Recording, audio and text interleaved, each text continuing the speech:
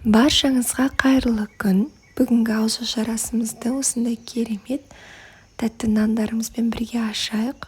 Өте жұмсақ, өте әдемі болып, дастарханыңыздың көркін беріп тұратын болады. Міндетті түрде бірге жасап, қайталап көріңіздер. Бұл қамырдың рецептісі менің парақшамда бар. Описаниеде сілтеме қалдырамын және қосымша тағы да бір мәрте жазып өтетін боламын.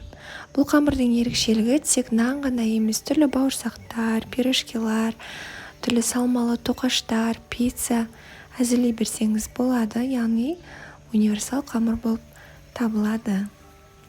Осылай табамызды майлап алып, бірнеше майда бөлікке бөлінген қамырымызды алып, қолымызбен жайып аламыз.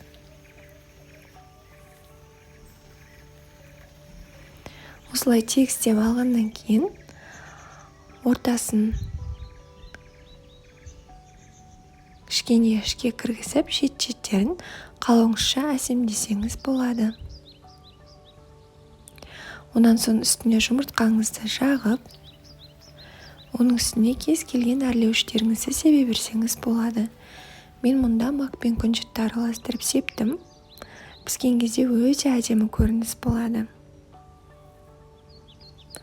Қамырымыз жұқа болғандықтан, яғни салмағы аз болғандықтан өте тез піседі. Пешіңізге орай 220 градуста 20 минутта, 25 минутта пісіп шығатын болады.